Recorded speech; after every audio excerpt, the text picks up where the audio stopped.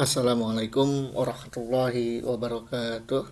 Alhamdulillah, pada kesempatan kali ini kita dapat melanjutkan pelajaran fikih di kelas 7 di sekolah kita tercinta SMP Islam Al-Munawwarah. Alhamdulillahirabbil alamin. Minggu lalu kita telah belajar mengenai rukun-rukun sholat. Nah, insya Allah pada kesempatan kali ini kita akan belajar tentang sunnah sebelum sholat, sunnah ketika sholat, sunnah setelah sholat. Nah, nanti kita tahu nih yang sunnah-sunnahnya apa saja sih dalam sholat tersebut, sehingga kita dapat mengamalkannya dengan sebaik mungkin dan mendapatkan pahala sunnahnya. Dan seperti biasa, sebelum kita mulai pelajaran kita, mari sama-sama kita membaca basmalah. Bismillahirrahmanirrahim. Semoga apa yang akan kita pelajari pada kesempatan kali ini membawa manfaat dan keberkahan bagi kita semuanya. Amin ya rabbal alamin. Baik, kita mulai. Yang pertama adalah sunnah sebelum sholat. Nah, ternyata sebelum sholat juga ada yang harus dilakukan terlebih dahulu yang hukumnya sunnah. Yang pertama adalah azan. Nah, harus ada yang azan. Azan adalah pemberitahuan bahwa waktu sholat telah tiba. Hal ini dilakukan kaum muslimin agar dapat mengetahui waktu sholat. Azan juga sebagai seruan atau ajakan bagi kaum muslimin agar segera ke masjid untuk sholat berjamaah, sekaligus menyiarkan agama Islam. Apalagi yang belum tahu waktu sholat misalnya, azan ini sangat penting sehingga kaum muslimin tidak ketinggalan sholatnya. Yang kedua, sunnah sebelum sholat adalah iqomah atau biasa kita sebut dengan qomat. Iqomah adalah pemberitahuan kepada jamaah bahwa sholat akan segera dimulai. Azan dan iqomah disunahkan untuk sholat fardu saja, sedangkan untuk sholat lainnya tidak disunahkan. Dua hal ini adalah sunnah sebelum sholat. Oke, sunnah sebelum sholat berarti azan dan iqomah. Selanjutnya kita lanjutkan sunnah ketika sholat. Sunnah ketika sholat terbagi dua, yaitu sunnah ab'ad dan sunnah hayat. Nah, ada sunnah ab'ad, ada sunnah hayat. Apa itu sunnah ab'ad? Apa itu sunnah hayat? Kita pelajari bersama-sama.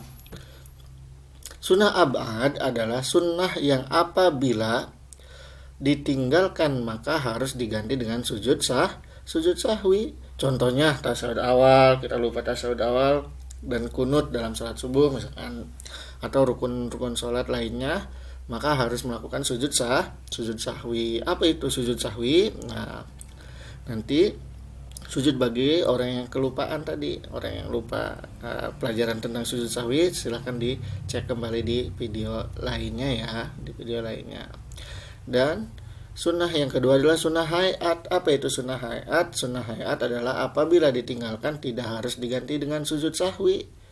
Nah, sedangkan sunnah ab'ad tadi harus melakukan sujud sahwi apabila ditinggalkan, sedangkan sunnah hayat tidak harus melakukan sujud sahwi.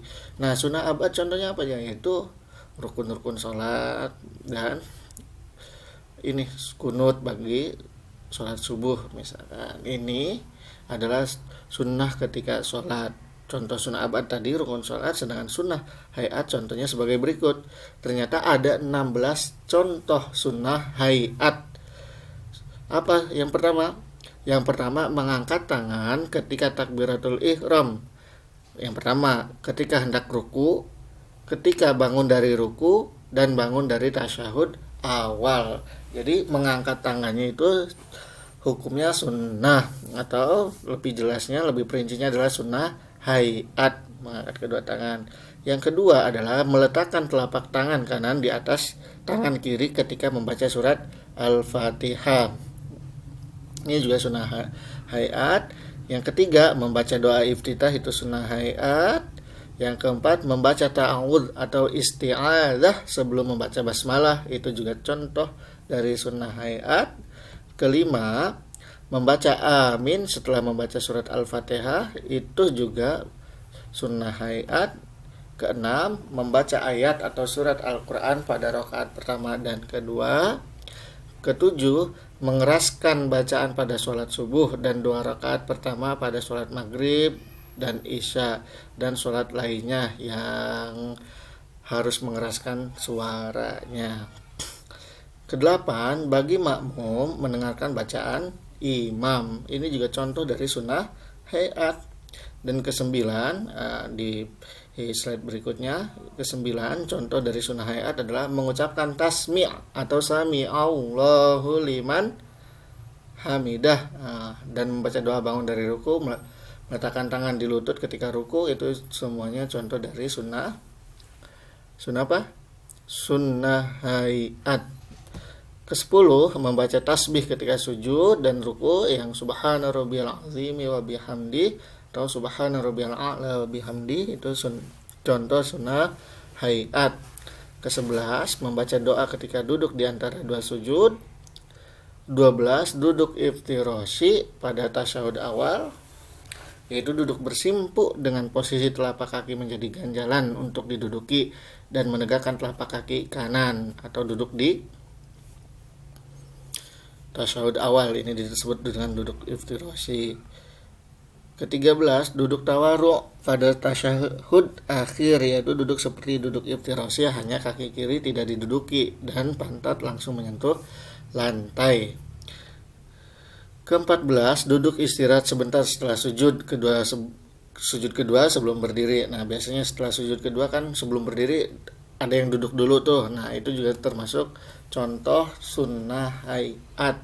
Ke-15, mengucapkan salam kedua. Nah, sedangkan salam pertamanya itu adalah rukun wajib, mengucapkan salam keduanya adalah sunnah hayat. Dan ke-16, khusyuk dalam sholat. Ini adalah 16 contoh dari sunnah hayat. Makanya harus diperhatikan baik-baik. Harus mengetahui sunnah abad itu apa, sunnah hayat itu apa, sehingga sholatnya berkualitas. Dan selanjutnya adalah sunnah setelah sholat. Setelah sholat ngapain aja? Nah, yang pertama adalah membaca istighfar. Kedua, berzikir dan bertasbih.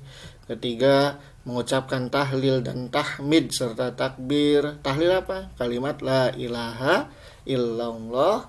Kalau tahmid alhamdulillah. Keempat, membaca sholawat atas Nabi Muhammad dan keluarganya. Dan kelima, berdoa kepada Allah Subhanahu wa ta'ala. Ini adalah contoh-contoh sunnah dalam sholat yang perlu kita ketahui. Kita ingat lagi, ternyata sunnah ketika sholat itu ada dibagi 3 bagian: sunnah sebelum sholat, sunnah ketika sholat, dan sunnah setelah sholat. Sunnah sebelum sholat ada 2, yaitu azan dan iqamah. Sunnah ketika sholat itu ada 2 juga, dibagi sunnah ab'ad dan sunnah hayat. Yang sunnah hayat ada 16 dan sunnah setelah sholat ada 5. Ini adalah contoh sunnah-sunnahnya. Tugas kalian adalah mencatat semuanya atau apa yang ada di video ke buku tulis. Alhamdulillah, pelajaran kita pada kali ini telah usai. Mudah-mudahan membawa manfaat bagi kita semuanya. Mari kita tutup dengan membaca alhamdulillahirabbil alamin. Kafaratul majlis. Subhanaka Allahumma wa bihamdika asyhadu an la ilaha illa anta astaghfiruka wa atubu ilaik. Wallahu a'lamu bishawab. Wassalamualaikum warahmatullahi wabarakatuh.